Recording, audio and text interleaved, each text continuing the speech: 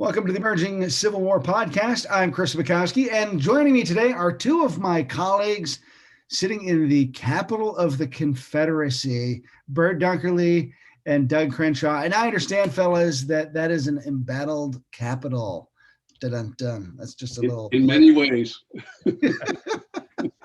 That's a play on our topic tonight. Bert and Doug are co-authors of the brand new Emerging Civil War series book, Embattled Capital, A Guide to Richmond in the Civil War. Bert, Doug, thanks for being with us tonight. Thanks for asking us. So, brand new book, and for me, this is exciting because we've kind of been on hold for a while because of COVID. It's had a really, really tough impact on independent publishers in particular.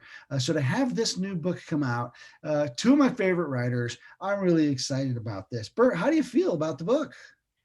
It's great to see it. And, we've looked at, proofs and drafts, but it's great to have it in your hand and see it out. And, it's one thing when you see it on paper or on the screen, but to be able to flip through the pages and see how it looks for real, it's just fabulous. Very cool. Doug, how do you feel? I feel great about it, to be honest with you. Bert did the lion's share of the work on this. I did several chapters. I think it's very exciting. I think it's something Richmond needs. I can't wait for the visitor centers to open up again so we can sell it. Yeah, for sure. Yeah. So when you say it's something Richmond really needs, and I know that you guys work on the front lines at the Park Service, you do tours for folks, and so you've got your finger on the pulse of what the public's looking for. So that's kind of where the idea for this book came from, wasn't it? Yeah. There are a lot of good guidebooks out there about Richmond and the Civil War, but there hasn't been one recently, and a lot's changed. There's new museums, there's new battlefield land preserve. There's so much more to see, and we wanted to provide something that's up to date and also emphasizes some of the unique and maybe hidden things to see in the city. Yeah, not everything's been covered in the older books, like slave trade and stuff like that wasn't covered. It's a big part of Richmond's history, so it was great to be able to point some of that stuff out. And that's something that Richmond itself has been paying more attention to.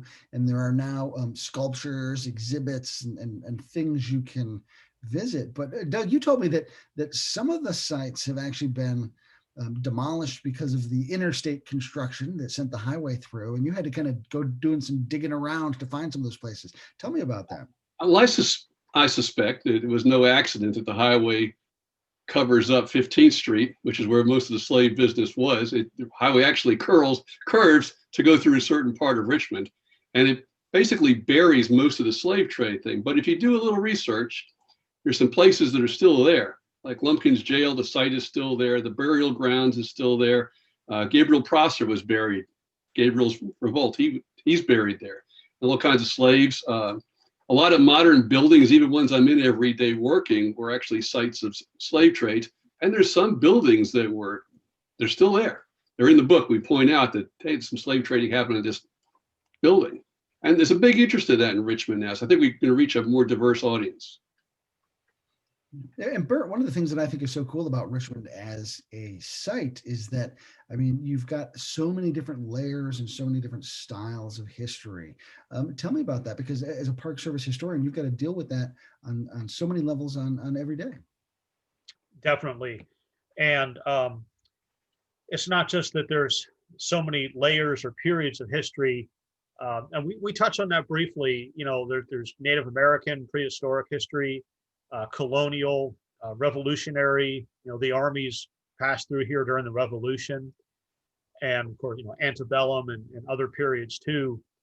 But even if you just talk Civil War, there's two major campaigns in 1862 and 64, and there's another smaller campaign in fall of 1864 outside the city. So there's naval history. There's just so much within the Civil War category. And so we try to showcase all of that. And it was tough because you you made us cut things down in the book. Remember, we were over budget or over in order over to get it to time. fit, because really it is a full book. And I'll say this is the guy who actually did the layout and design for this. It is a full book. These guys did not scrimp a period. So Well, that's what it's one of the things about Richmond that's so great is there's such a diversity of things to study. I mean, you can study Civil War, you can study Revolutionary War, you can study civilians and politics, the Confederacy, modern Richmond. This is so much, and there's so many battlefields, been to battlefields, and I might add, they're not far from Mikowski's Fredericksburg or Petersburg. So there's just so much, and Yorktown. It's just so much to see. It's so close. It's just a really rich place to be. So, I always tell people if they want to visit Richmond, start at the visitor center. Tredegar is a great place to go. And of course, there's a great museum there, the American Civil War Museum. But the Park Service has a great visitor center there as well that sort of kind of taps you into the industrial history of the city. And then from there, you can kind of branch out. Bert, when people show up at Tredegar, how do you try to get them oriented to spend their time in the city? I think the key is to find out, what people are interested in and how much time they have. And usually the answer is that they don't have enough time. Once they see everything that there is to see, they see all the possibilities, but just try to direct people to make the most of their time. And that's one of the things we emphasize in the book is you might have to make multiple trips to see everything you want to see. Between battlefields and museums and historic cemeteries and all kinds of attractions and exhibits in the city. And Doug, I know that you deal with that same sort of question when you do a lot of battlefield guides, guided tours and things like that. And how do you go about attacking that idea of, gosh, there's too much to see in too little time? I'm like Bert. I try to narrow down to what they're really interested in. And surprisingly, some people come down, they're really interested in the industrial. So you spend time talking about Tredegar. Some people are interested in hospitals, right? A lot of people are looking for their ancestors and tracing their ancestors, which is always fun to do. But as far as the battlefields, I've got to figure out what they're interested in because there's 3 campaigns here. And any one of the campaigns is almost overwhelming. Right. So break the book down for me, because I think it does a really great job of compartmentalizing different facets of Richmond's Civil War history. Doug, let me have you start with that. Well, parts of it deal with the battlefields, parts of the battlefield are still here, fortifications and so forth. Part of it's slave trade, part of it's hospitals, and you can still go see some of them. Part of it's naval stuff, monuments, which is a really interesting story right now. So in flux.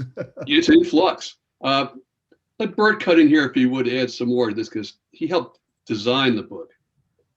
Yeah, Bert, tell us about that overall vision for how you decided to partition and segment this book.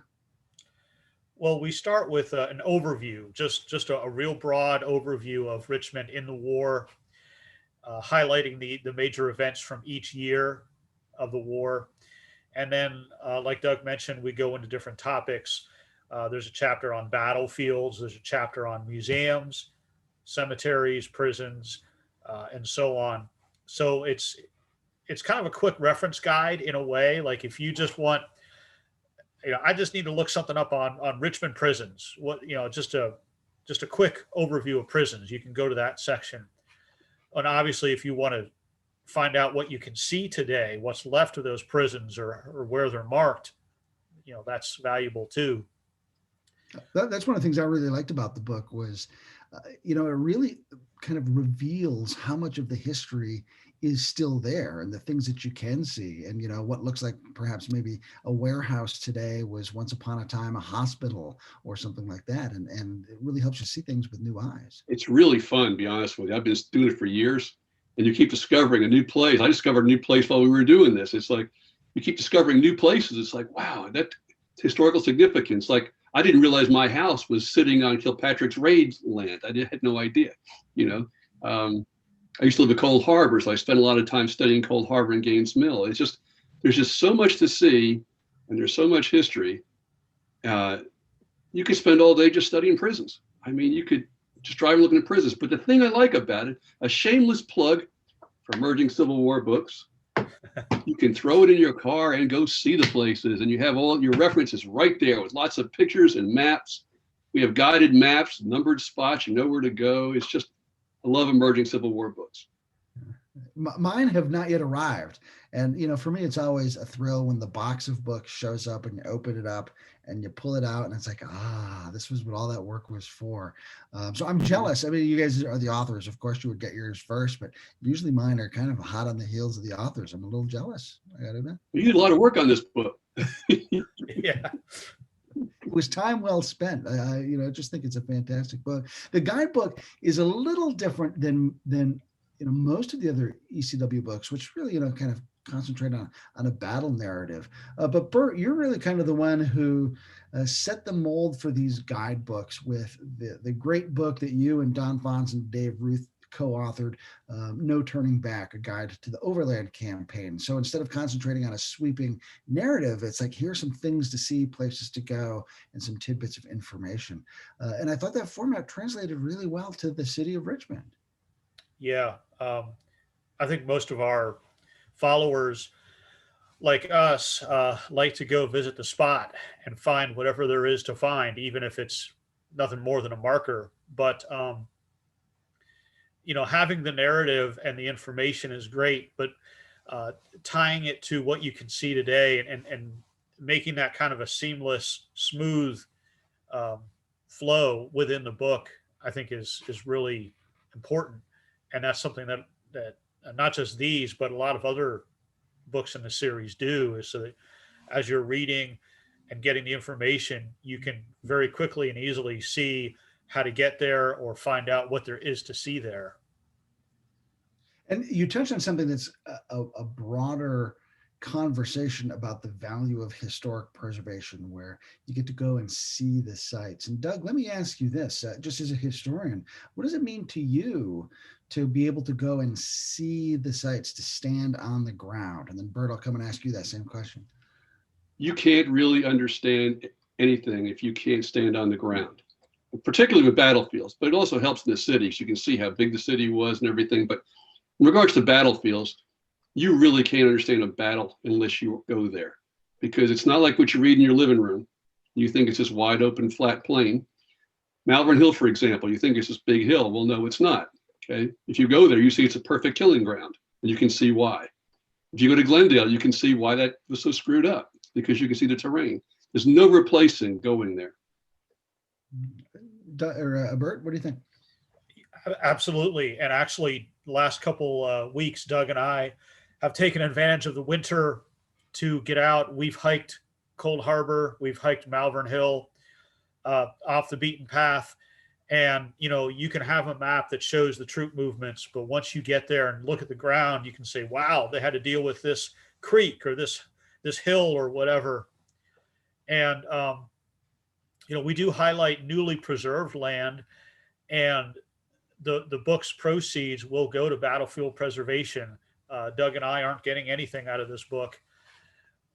And I remember a couple of weeks ago, Doug and I were out at Cold Harbor, and we hiked out to the park boundary, and we looked across a field, which was private property. And, we talked about, wow, we can look at it, but we can't walk on it. And we knew what happened on that land, heavy fighting. And just to think, wow, someday maybe we will be able to walk on that land, but just, stand there and look at it and think, that's where it was, and so close, but you can't quite get out to it. We went to some out of the way spots on Malvern Hill on both flanks that people don't go to. And it just was so revealing in what really happened that day. And you can see why it happened. What they had to contend with was amazing. It wasn't just this open field. The sides are totally different battlefields. Another plug is winter is the time to go, right? Because the leaves are off the trees, the chiggers aren't up, and you can really see stuff. So since we're talking about battlefield preservation, let me ask you guys, give it a little pitch, because I know both of you do a lot of work to try to support battlefield preservation in Richmond. If someone wants to help save some of that ground there, how can people get involved and do that? Well, there's the well-known national group, the American Battlefield Trust. and they preserve Civil War, War of 1812, and Revolutionary War sites. They've got a great website with a lot of maps and resources on their website. But here locally, there's the Richmond Battlefields Association, which preserves land right here around Richmond. And that's who our book is supporting. The proceeds will go to that group, which has over the years purchased a lot of key land. Fort Harrison, Cold Harbor, Gaines's Mill, land that many of us First and second never deep get bottom. to walk on. Yeah. Mhm. And it's important to note too that those two organizations work well together. They're good friends. You know, the trust has the 50,000-foot view, and the Richmond Battlefield Association is the guy who's driving down the road and it's like, oh look, there's a for sale sign in the yard. You know, and so having those local eyes on the ground as well as that big view really lets them do some pretty dynamic partnerships. Put a plug in for your own area there, Chris, just for a second, because the great organization in Fredericksburg. Right? Sure, Central Virginia Battlefields Trust here in Fredericksburg. If you live in Fredericksburg, that's who you want to donate to, right? And so, you know, same sort of relationship where you've got the local organization working in tandem with the national organization. Kind of circling back to the battlefields, and Bert, this is something you had mentioned earlier in the conversation. Early guidebooks are really talking about battlefields that existed, you know, 20, 30, 40, 50 years ago. But Richmond National Battlefield Park is significantly different today in size and scope. Can you tell us a little bit about the growth of the battlefield over the past few decades? Sure. I want to say 20 years ago or thereabouts, Richmond National Battlefield Park consisted of about maybe 900 acres, something like that. That's right. The park is not like a lot of sites where it's one big piece of property.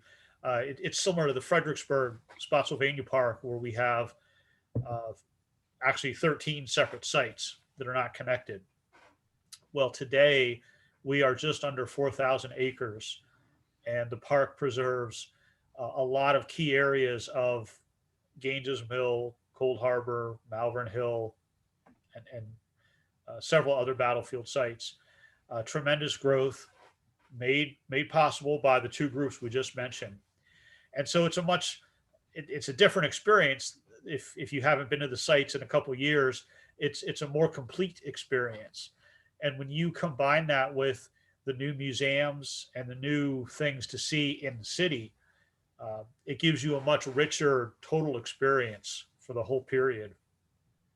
You could just, if I might, Chris, he talks about the experience being better, but if you go to Gaines Mill, for example, it used to be this small 60-acre piece of land where you could see Hood's attack.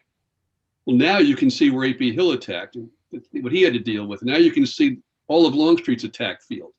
It's just a whole different thing. At Fort Harrison, the RBA saved a strip of land. It allows you to actually see what it was like to attack that fort. Before that, it seemed like a piece of flat land, but if you go down the RBA land, you see they're going straight uphill at this massive fortification. It adds a whole nother layer to your visit. I remember, maybe 20, 25 years ago, and someone told me that, Richmond was such a conundrum of a battlefield because nowhere else could you do so much driving to see land that was the size of a postage stamp. Yeah. And Don't drive so much to see so little. yeah. And you connect the dots, and now you go out there and there are just these wonderful expanses of Well, think of property. North Anna, Chris. What's that? Think of your place, North Anna. They saved hundreds of acres up there. Yeah. Battlefield Trust. It's been fantastic. So as guys, and Doug, I know you've lived in Richmond longer than Bert has. How have you seen the city change over the time? We've talked about the transformation of the battlefield, but tell me about the city. When I came here, the city was smaller and the city was more provincial, and it was much more lost cause. My family is from here. They were here during the war. My parents were lost causers. We had a Confederate flag in the dinner table. Now the city is much more diverse. It's much more cosmopolitan. It's famous for its breweries. It's much more open to other ideas. It's become a very youthful city. Where it used to be an older person's city, now it's a very youth-driven city. So it's changed dramatically. Now, I'll point out that he mentions how famous it is for, among of the other things, the first thing he mentions is breweries. And that's how good history is done, really, is with good beer. So I think that makes a big difference. So, Bert, how have you seen the city change? I've been in Richmond since 2011. So this will be my 10-year anniversary here in the city. Ooh, the And Bert Dunkerly Silver Jubilee. yes, um, We're trying to decide whether to celebrate or not. like Doug said, I've seen the changes in the things that people are interested in. I've seen the changes in the way the city is commemorating and remembering the past. Obviously, we talk about the changes on the battlefields and the land preservation, but new museums, new perspectives. A lot of times people feel threatened by that, but I think it offers a more complete view of things, and we're filling in and getting a wider view of this period of history. It's exciting. Something else, some of the people that we're not talking to today from NPS, like Nathan Hall and Mike Gorman, have done some tremendous research, which has really helped open up places that people didn't really understand before. So not only Bert, but other historians there are doing some great work. Gorman's got a fantastic website. One of you guys want to talk about that for just a second? I forget the name of it, but it's Civil War Richmond. Civil War Richmond. And it's in the book. It's referred to there. Mike Gorman has spent many hours logging this, assembling this information. It's got photographs, all the wartime photographs taken of Richmond, maps, city directories, newspaper accounts, information about hospitals, prisons, just tremendous. If anything that you want to know about the city during the Civil War, you should look at his website. Fantastic resource. So, and I should also point out that Gorman also does a beer tour. Again, that's how history gets done, right? Before we get too far away, when we were talking about the expansion of the battlefield, I want to mention that elsewhere on the ECW YouTube page, we have an interview with former Richmond Superintendent Dave Ruth, who talks a bit about the transformation of the battlefield during his time as superintendent. And there's also an interview with him on the blog that talks about that. And Dave's one of those guys I think is an absolute superhero when it comes to public history because of the work he has done to really turn Richmond into a very holistic experience for people to visit. He was very involved in all the land preservation. It's some great work. And a big shout out to Bobby Crick too. I know that Bobby and Dave sort of had a war room set up at headquarters with all the different land that was identified as being really important and crucial. And they just worked with willing sellers for years and years to make that transformation happen. Something else Bobby does, if I might give him a plug. I know he's not watching, but I'll give him a plug. He preserves a lot of land that nobody ever sees because he works with builders. And they preserve that plenty of place out in Cold Harbor that is land saved, nobody can build on. It's got earthworks and stuff on it. It's not saved by the trust and you can't visit it, but it's there. I've been to see this stuff. He does a lot of work to preserve land. Right. Fantastic. So as you guys were working on this book, what's something that each of you discovered about Richmond that you didn't know before? And Doug, I'll put you on the spot to answer first, if you don't mind. No, I don't mind at all. The slave trade was big for me because I never paid that much attention to it until I read the Richmond slave trade book. And I started getting interested in it. But then when I started finding all these sites and researching where the trading houses were, and it just got fascinating to me. So it's a whole other world. I was always old battlefield. That was me before, but now I'm opening myself up. I'm growing up a little bit. And that was something we added to the book fairly late in the process, as I recall. We had this fantastic assemblage. I was like, you know what, we should really kind of address this. And Doug, you were all in right away. Oh yeah.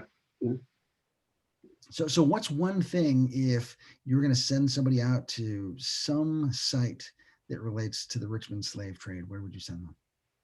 I would send him, I would have to tell him how to get there. I would send him to Lumpkins Jail, which is right next to the burial grounds. It's a pretty moving spot. Amazingly, it's right below the highway. It's right below the 14th Street office building, and it's a block from the governor's mansion. So, the governor knew what was happening there, and it was really gruesome. Yeah. So, I would send people there. I actually, the last time I was in the city, I got myself turned around and I actually found myself there.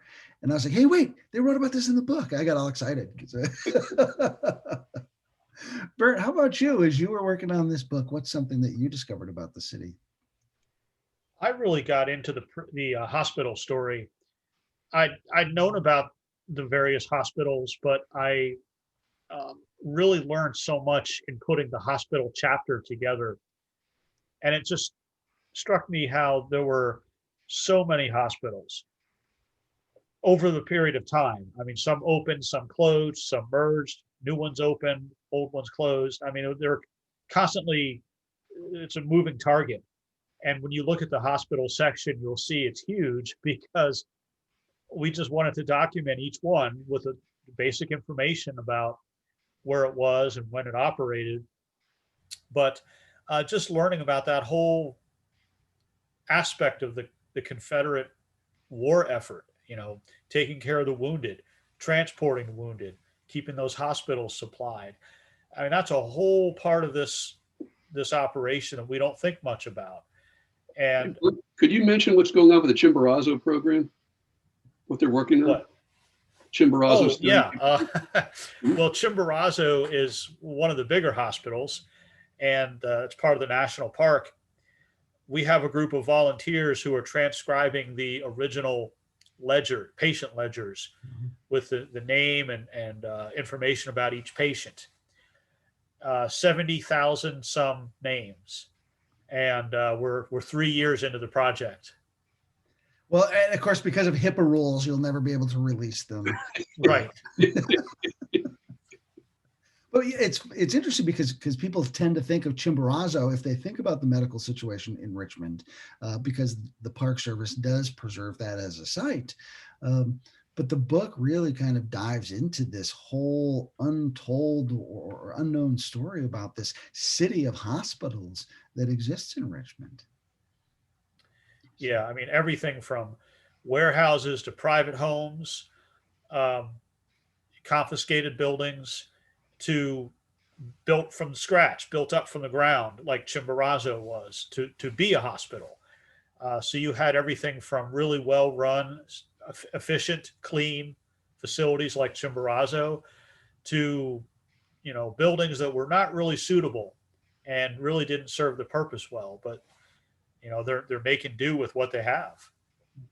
Now, I could tell this was a topic that interested you because in a 192-page book, 312 pages are about hospitals. It's a big section.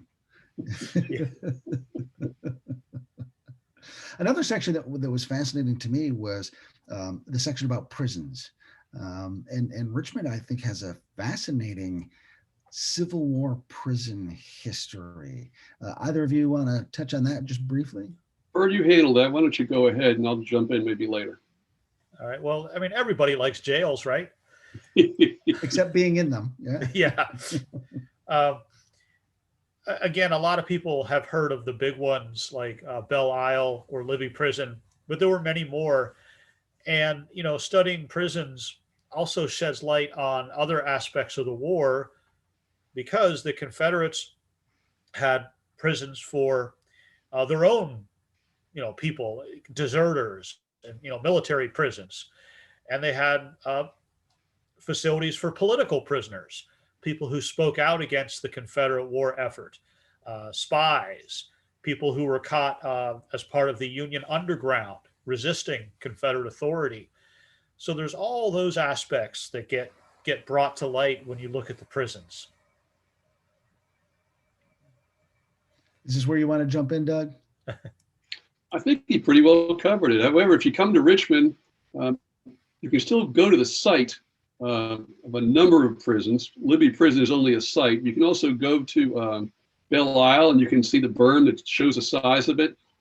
And that's kind of frightening when you go there and to think how many people were in that berm outside with artillery sitting on a ridge over top of them. And they couldn't get away, and no sanitation. It's striking when you study it. And that's what I love about this book is like everywhere you go, there are traces of the war to various extents. And this book really is good about like, if you stand here, look at this and look like that's something to see. And here's how it fits into the puzzle. And suddenly it brings this landscape to life in a way that you otherwise would be oblivious to if you're just kind of walking down the sidewalk. Yeah, Bert was walking on the sidewalk one day and found a house where Joe Johnston was convalesced. It's a plaque in the ground. I don't think either of us knew it was there. I just walked by and he called me up. He said, "I found this." It's like very cool.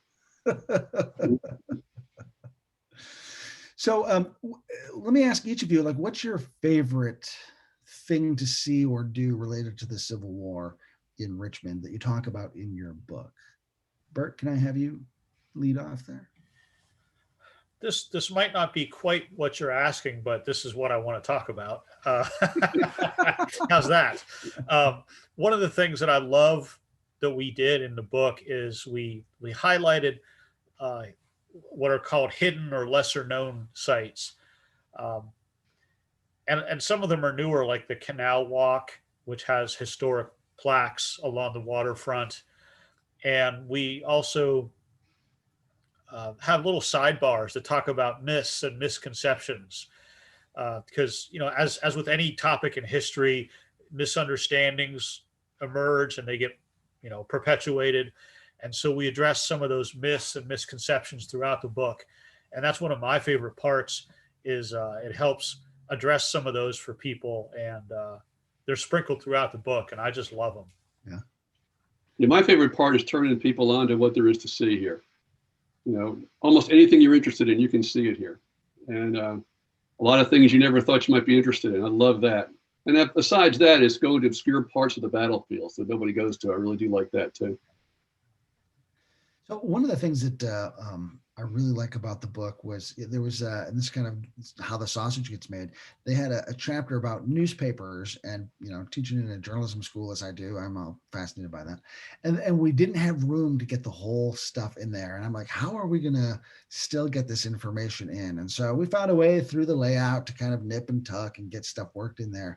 And so earlier when I said like the book was full, that's an example of how just, we just shoehorned a lot into this book through the writing process that they did, through the design process.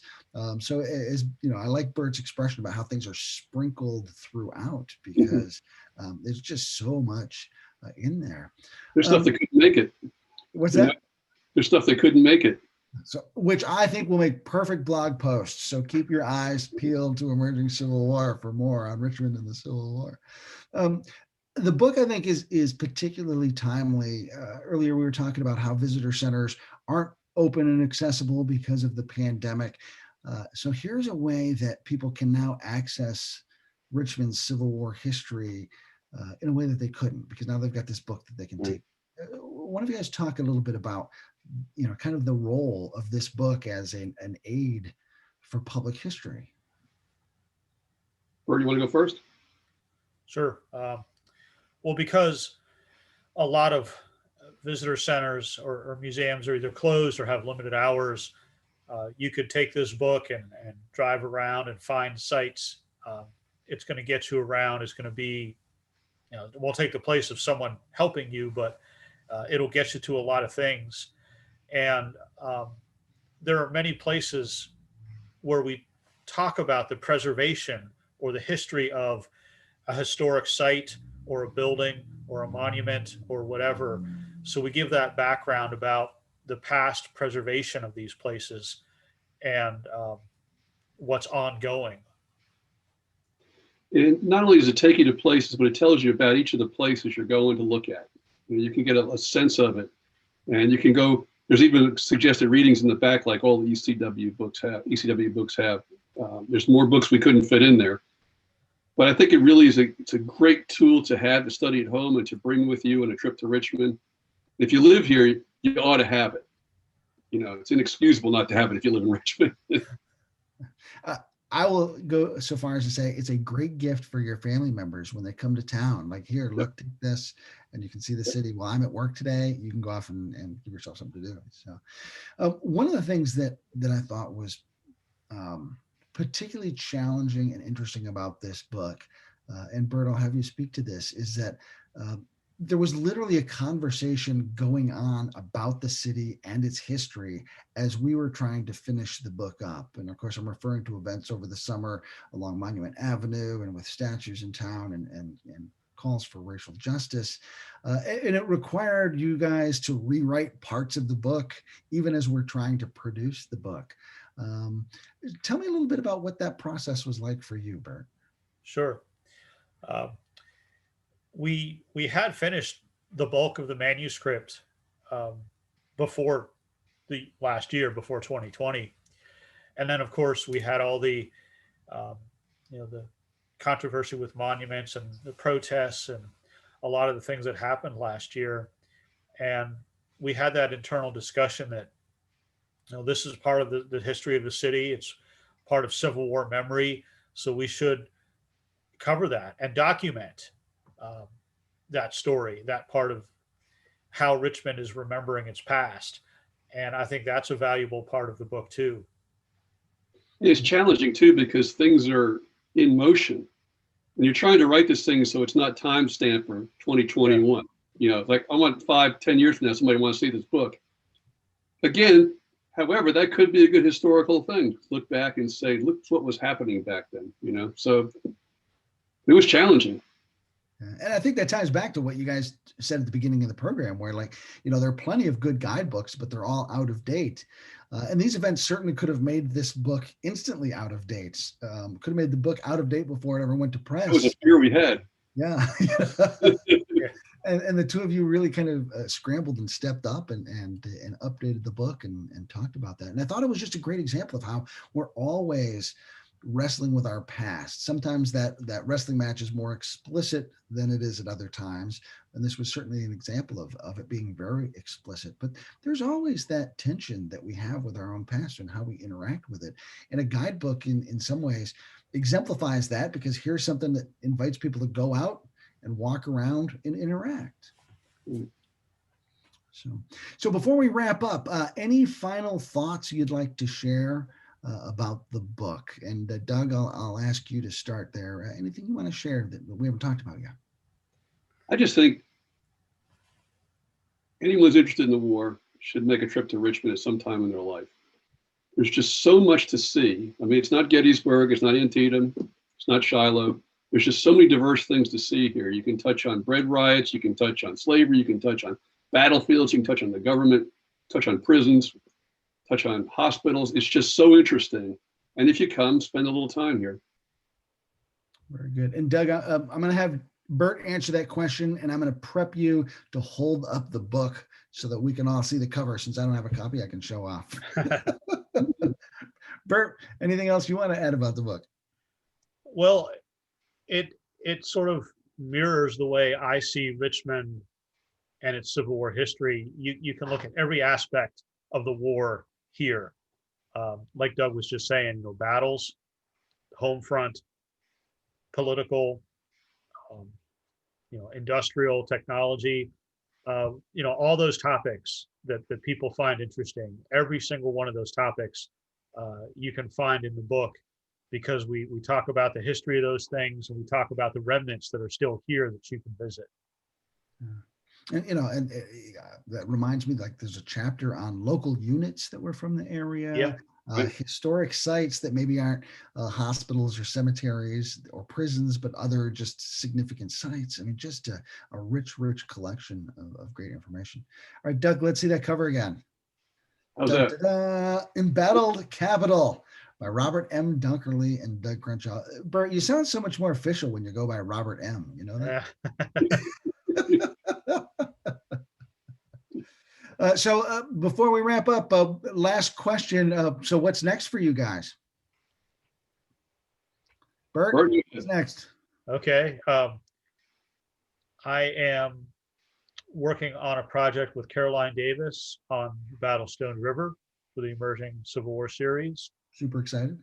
And working on a book about the revolution in New Jersey for the Emerging Revolutionary War series. So hoping to keep making progress on those. Fantastic.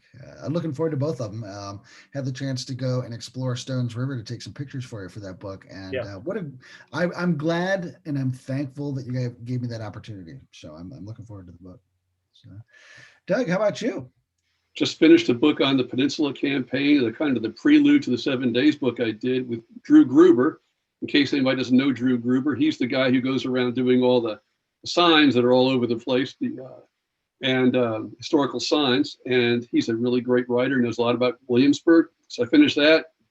I'm working on a book on the Confederate High Commander in the 7 Days, and I hope to do a book on lost battlefields if I live that long.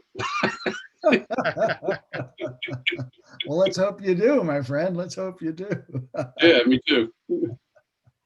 Well, Bert, Doug, a real treat to talk to you today. Very excited about your book. The title is Embattled Capital, A Guide to Richmond in the Civil War. There, Doug is showing it off by Bert Dunkerly and Doug Crenshaw. Bert, Doug, thanks so much for being with us tonight. Thanks a lot, Chris. Good day. We'll see everybody online and on the battlefield. Go Bills next year.